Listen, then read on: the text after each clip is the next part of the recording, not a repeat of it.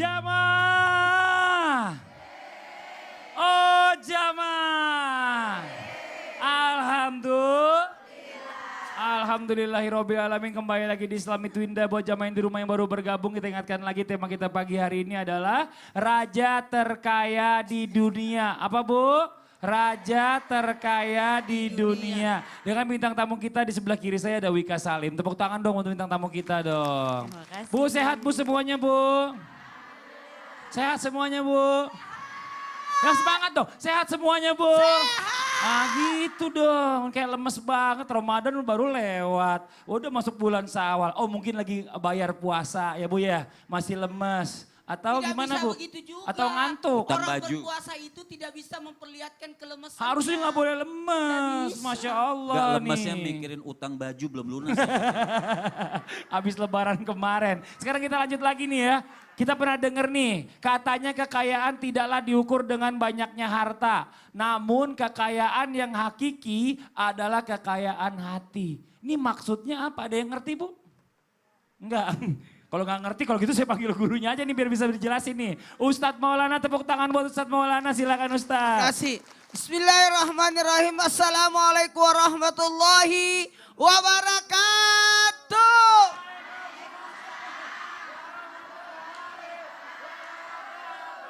Jamaah. Oh jamaah. Alhamdulillahirrabbilalamin. Hari ini kita membahas tentang kekayaan raja terkaya di dunia. Mau tahu? Ikutin terus Islami Tinda sampai habis. Akan kita buka rahasia kekayaan. Tadi sudah dibahas oleh Syasham di segmen sebelumnya tentang kenapa Allah tidak jadikan semua kaya aja. Tapi kenapa ada yang jadikan miskin? Apa hikmahnya? Ternyata supaya orang bisa mengingat Allah. Kemudian dibahas lagi Ustazah Oki Uma, makasih banyak. Tentang ternyata kaya itu bisa jadi istidraj. Lalu kemudian dibahas lagi Ustaz Habib Muhammad, makasih banyak. Tentang sahabat Nabi yang paling kaya dari yaitu Abdurrahman bin Auf. Yang sebenarnya awalnya waktu ketika masuk ke kota Madinah, waktu hijrah waktu itu juga termasuk miskin tapi bisa kaya. Karena kenapa? Tidak mau mengemis, tidak mau meminta, maunya memberi. Jadi orang kaya itu sebenarnya di mana? Mau tahu? My heart. Sendirian doang dong Ustadz, nggak ngajak-ngajak yang lain. Heart. Iya, di our heart. Our heart. Apa? Our heart. Iya, our heart itu di hati. Kuci-kuci hutai. Ada sesuatu dalam hati. Kabi kuci kabegam. Kadang sedih, kadang senang. Kekayaan itu di hati. Di hati. Tuh, dua, tiga. Biar banyak harta, kalau miskin hati dalam artian pelit itu miskin. Makanya dengan sifat qanaah. Apa artinya qanaah? Qanaah itu merasa cukup. Karena kata cukup itu cuma milik Allah. Kita hanya merasa cukup. Kenapa? Dari qanaah ini artinya menerima dan rela dengan apapun yang Allah berikan. Itulah orang kaya. Bagaimana itu orang kaya? Tidak pernah mengeluh. Ketika engkau mengeluh, berarti engkau telah memiskinkan dirimu. Mau kaya? Lihat orang di bawah kita. Ketika menjelang lebaran, kemarin engkau masih ada di sini. Karena dia lihat dompetnya banyak. Setelah lebaran, kini sendiri di sini. Karena tinggal selembar doyak waditnya di dompet. Jamaah. Orang yang kaya itu tidak pernah mengeluh. Ketika engkau mengeluh, engkau telah memiskinkan dirimu. Dan orang kaya itu adalah senantiasa banyak bersyukur kepada Allah. Enak itu. Dan menerima atas apapun yang sedikit dengan cara bersabar. Jamaah. Mau kaya? Sini.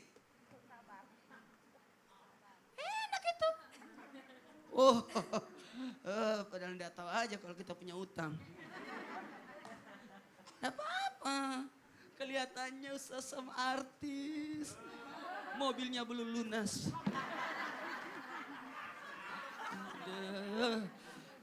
Kelihatan aja. Maka kata Nabi, bersyukurlah orang yang Islam. Masya Berislam. Allah. Siapa itu Berislam. orang berislam? Dikarenakan rezeki yang cukup. Dan menjadikan apapun yang dikaruniakan Allah kepadanya, dia terima. Dia terima. Saya cuma mau ngingetin, hari ini udah hari Jumat, besok hari Sabtu. Berarti bayar masjid itu. Tukang udah nungguin. Iya. Makasih Ustadz ya atas penjelasannya, atas qanaah. Mudah-mudahan Saya sudah bermanfaat mulai buat semua. melupakan, tapi kenapa Anda mengingat? Iya. Alhamdulillah. Jamaah. Siapa tahu kalau saya udah ingetin ntar tiba-tiba ada yang bantu Ustadz masjidnya. Amin. Boleh mengeluh, nggak boleh meminta. Tapi kalau ada yang kasih, makasih. Masya Allah. Saya mau kasih kesempatan juga nih sama bintang tamu dulu deh. Wika Ya. ada yang mau ditanyain nggak? Aku mau tanya sama Ustaz Joki. Ustazah biasanya kan ya kalau kita nih kaya gitu terus mewah hidupnya. Suka ada aja gitu orang yang cari muka supaya kecipratan ya Bu ya. Nah itu gimana sih Ustazah kita nih menghadapi gitu. Sikap kita tuh harus seperti apa menghadapi orang-orang yang seperti itu? Ini ada dua nih, untuk yang selalu menempel pada orang-orang yang kaya. Yang pertama adalah dalam hadis riwayat Baihaqi, Rasulullah SAW ingatkan kepada kita semua, barang siapa yang merasa rendah di hadapan orang-orang yang kaya karena harta kekayaannya, maka dia lenyap atau hilang 2/3 agamanya. Astagfirullah, Jadi jangan nauzubillah. pernah orang-orang yang nempelin orang-orang kaya kan berarti dia merasa lebih rendah daripada orang-orang kaya ini sehingga ingin mengambil sesuatu dari orang kaya ini. Jadi maksud saya adalah untuk kita semua berteman kepada siapa saja, kalau ingin mendapatkan pertolongan nanti di hari akhir, ada 7 golongan orang yang akan Allah naungi di hari akhir. Salah satunya adalah berteman karena rasa cinta kepada Allah Subhanahu wa Masya taala. Allah. Berteman karena Allah, berpisah pun karena Allah. Pun kalau ingin merasakan kemanisan iman, bertemannya karena orang tersebut mencintai Allah Subhanahu wa taala. Jadi kita berteman karena ketaatan, dia taat pada Allah, kita pengen dekat. Namun yang kedua, nasihat berikutnya yang kedua bagi orang-orang yang merasa Allah berikan harta yang banyak, jangan pernah seuzon pada orang lain. Ketika ada orang yang dekat sama kita, kemudian seuzon, dia pasti mau nempelin saya karena saya kaya, dia pasti ini, dia pasti itu. Tidak, jangan pernah seuzon seperti itu. Biarkan dia datang dan berteman pada kita, siapa tahu memang kita bisa membantu dia. Siapa Benar. tahu kita menjadi orang yang bermanfaat. Kan Rasul ingatkan, khairun nas anfa'uhum linnas. Jadikan diri kita menjadi sebaik-baik orang yang bisa menebar manfaat bagi banyak orang. Siapa tahu kita bisa kasih kerjaan kepada orang tersebut. Bener. Jangan ngelihat Gitu. orang dari penampilannya. Masya Allah nih Bu, nih pelajaran buat kita semua ya Bu ya. Saya ketemu orang di Tanah Suci Bu, ya Allah penampilannya biasa banget Bu. Nggak taunya uangnya banyak banget. Dia berangkatin umroh orang sampai puluhan orang. Itu saya. Masya Allah luar biasa. Jadi jangan lihat orang dari penampilannya Bu. Masih semangat Bu. Jamaah, Ibu lemes sama sih, kenapa sih Bu? Coba semangat dulu, tepuk tangan dulu buat semuanya biar semangat ya. Ayo, ayo, ayo. Bangun, bangun, bangun, bangun. Takbir! Allahu Akbar, Allahu Akbar, Allah. Takbirnya Allahu Akbar, Allahu Akbar, Allahu Akbar. Tidur lagi si ibunya. Gimana sih ibu nih pagi-pagi udah pada rem-rem banget nih. Ini kan katanya mau jadi orang kaya. Mau jadi orang kaya enggak Bu? Kalau mau jadi orang kaya nonton, nyimak, jangan merem. Malu-malu nih jaim-jaim ibu. Oh, biar kelihatan imut ya Bu ya di TV. Nah nih sekarang kita istirahat dulu sejenak ya. Kita dengerin dulu nih ada pembacaan ayat suci Al-Quran beserta penjelasannya yang akan dibawakan oleh guru kita Ustadz Syamsuddin Nur Makkah. Mohon izin waktunya, silakan Ustadz Syam. Terima kasih Mas Fadil. أعوذ بالله من الشيطان الرجيم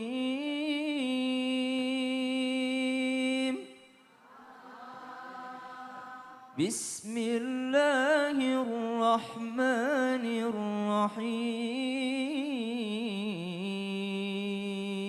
الرحيم وأما من أوتي كتابه بشماله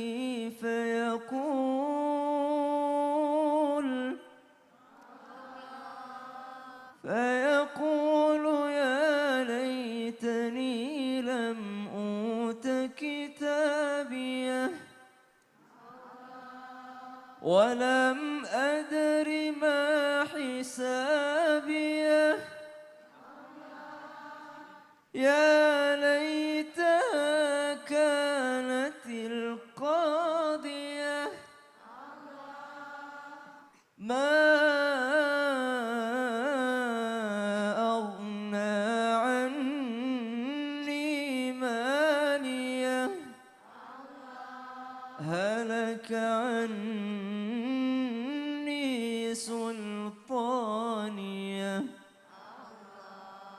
Al-Quran surah Al-Haqqah ayat 25 sampai dengan seterusnya, bagaimana Allah Subhanahu wa taala menggambarkan tentang keadaan kita di hari kiamat kelak. Ternyata ada yang namanya pembagian catatan amal. Kalau di dalam surah Al-Isra disebutkan Iqra kitabak kafa binafsikal yauma 'alaika hasiba. Maka dibagikan kitab-kitab kita, catatan amal kita, maka kita membacanya sendiri apa yang telah kita lakukan ketika di dunia. Jamaah yang dimuliakan Allah Subhanahu wa taala. Ada sebuah hadis, ada sebuah riwayat daripada Mu'adz disebutkan radhiyallahu an, ternyata orang-orang miskin itu masuk surga 40 tahun sebelum orang-orang kaya. Nungguin orang kaya itu telat 40 tahun. Dan ternyata Nabi Sulaiman alaihissalam, karena beliau adalah nabi terkaya, 40 tahun setelah nabi-nabi yang lainnya, karena kekayaannya dihisap lebih lama. Ternyata orang kaya maka akan dihisap lebih lama oleh Allah Subhanahu wa taala. Kemudian Allah Subhanahu wa taala membandingkan tentang orang-orang yang ibadahnya saleh di dalam Al-Qur'an, maka mereka akan menerima catatan amalnya daripada tangan kanannya. Kenapa dari tangan kanannya? Dibuktikan bahwasanya catatan yang akan dibacanya adalah catatan yang baik-baik saja.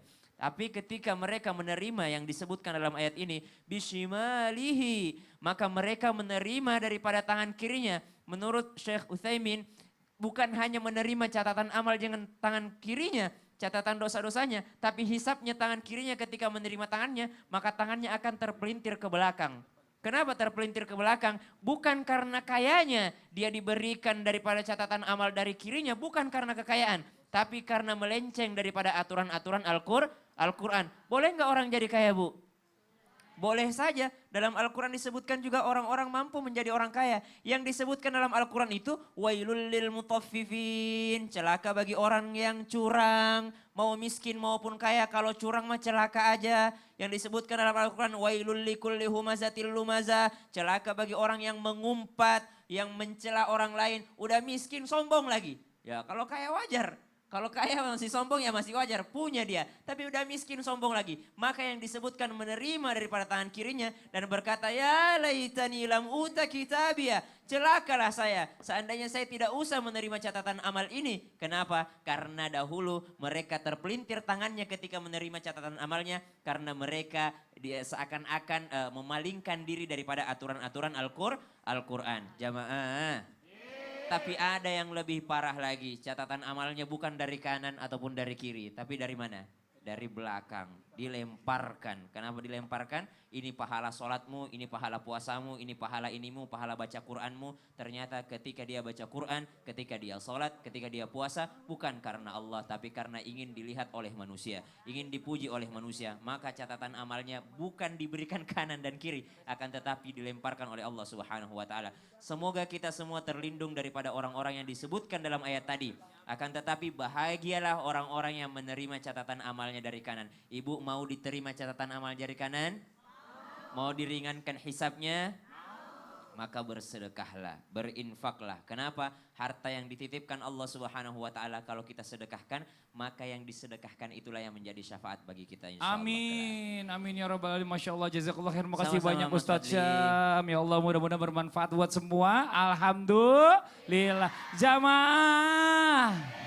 Kita mau kasih kesempatan nih buat jamaah yang ada di rumah yang udah mengirimkan pertanyaannya di medsos kita. Mohon izin yang terhormat guru kita Habib Muhammad boleh maju ke depan untuk bisa menjawab pertanyaan yang diberikan dari jamaah yang di rumah nih. Bib nih, assalamualaikum dari @Fahruruzi Rizal Zilzian. begitulah. Susah ya namanya ya, agak susah tapi gak apa-apa, nih ada tulisannya di belakang nih. Assalamualaikum, saya izin bertanya kepada guru-guru kita semua bagaimana menyikapi seseorang yang sombong ketika menjadi orang kaya. Namun ketika dahulu sebelum menjadi orang kaya tersebut adalah orang yang rendah hati. Yang seperti biasanya, terima kasih. Maksudnya tadinya dia nih rendah hati, cuma pas jadi orang kaya malah jadi sombong nih. Bib, ini gimana nih menyikapinya orang kayak gini nih? Teringat Allah Subhanahu wa taala mengatakan kalla innal insana la yatgha an ra'ahu istaghna. Allah Subhanahu wa taala mengatakan orang-orang yang tadinya miskin kemudian kaya dan dia ar-ra'ahu istaghna, dia merasa cukup akan dirinya Kalla innal insana layatgha. Kata Allah Subhanahu wa taala, inilah orang-orang yang melampaui batas daripada kezaliman dirinya merasa sombong. Makanya waktu Allah Subhanahu wa taala menciptakan syurga, Allah katakan kepada itu syurga, anti haramun lil mutakabbir. Ketika Allah Subhanahu wa taala menciptakan syurga, maka Allah katakan kepada syurga tersebut, kau aku haramkan bagi orang yang sombong. Jadi itu ujian, jadi miskin, tadinya dia beriman kepada, makanya kita kalau minta kaya belum tentu ditakutkan. Kita tidak mampu menjaga ujian dari Allah ketika Allah berikan kita kekayaan. Jadi apa? Sudah syukurin nikmat. Jadi kita miskin tidak sombong, apalagi kita kaya pun tidak sombong. Sebab kenapa? Kita yakinkan semuanya lillahi ma fis samawati wa ma fil ard. Semuanya titipan dan semuanya kepunyaan Allah Subhanahu wa taala. Masya Allah. Jadi kapan aja Allah bisa ambil. Kapan ya? saja bisa diambil oleh Allah Subhanahu wa taala. Masya Jadi Allah. tidak boleh. Jadi sombong ini memang sesuatu yang tercela. Sombong ini sesuatu penyakit yang bisa menyebabkan dikatakan oleh Rasul sallallahu alaihi wasallam, sombong itu penyakit yang bisa memasukkan kita ke neraka jahanam Allah Subhanahu wa Nauzubillah taala. min zalik ya Allah. Teringat Allah Subhanahu wa taala juga fa'auhallah ila Musa alaihi salam. Allah Subhanahu wa taala pernah mewahyukan kepada Nabi Isa, bukan Nabi Musa. Apa kata Allah Subhanahu wa taala, laulakiyani jami'u khalqi bimithqali habbatin min khadarin la adkhaltuhumun nar wa in kunta anta wa Ibrahim khalili.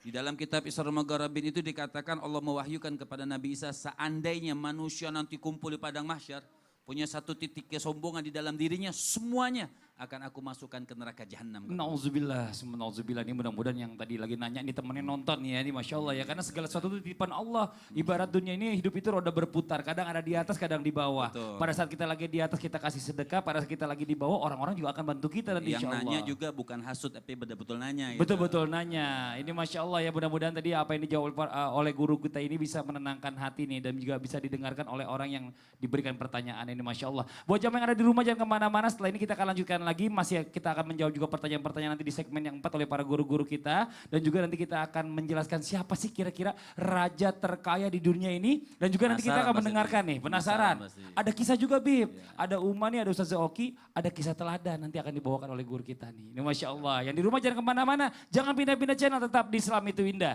Jamaah! Oh jamaah! Alhamdulillah.